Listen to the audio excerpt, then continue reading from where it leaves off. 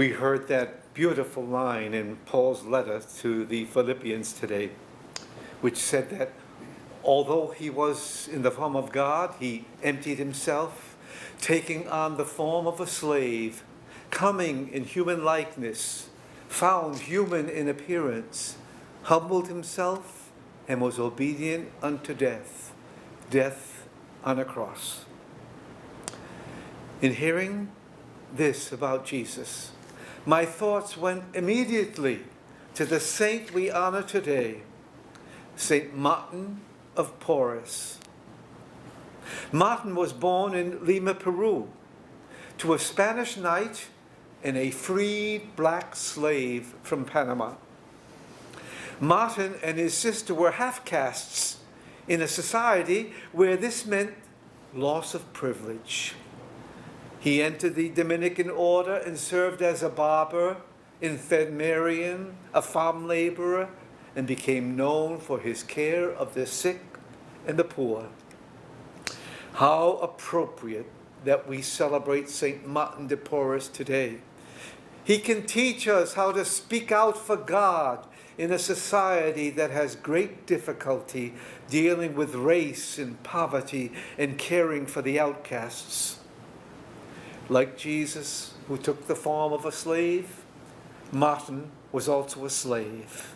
And like Christ, he emptied himself, humbled himself to care for others. On Sunday, November 1, we celebrated the Feast of All Saints.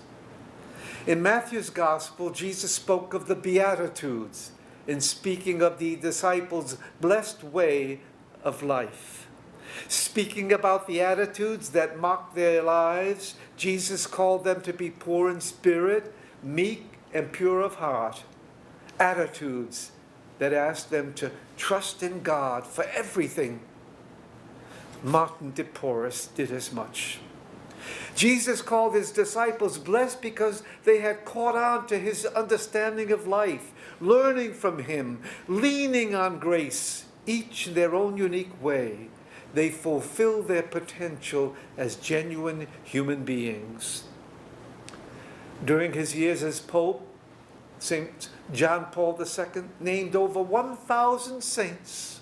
Saints that came from every shape, size, color, and age.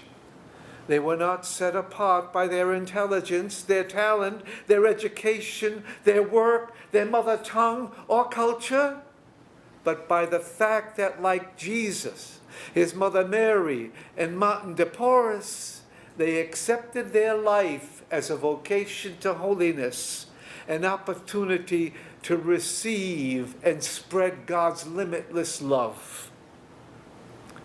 In the Gospel today, we heard how people were invited to come to the banquet, but they passed on the invitation.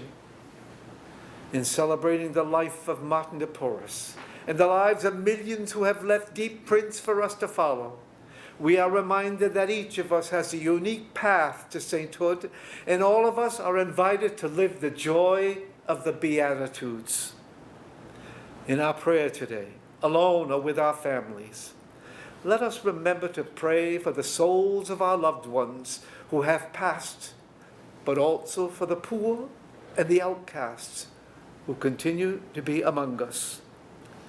And for all you who are watching us today, be mindful that all the intentions that you sent us for your departed loved ones, over 1,000, we will remain here throughout the month of November and lift them in prayer at this altar.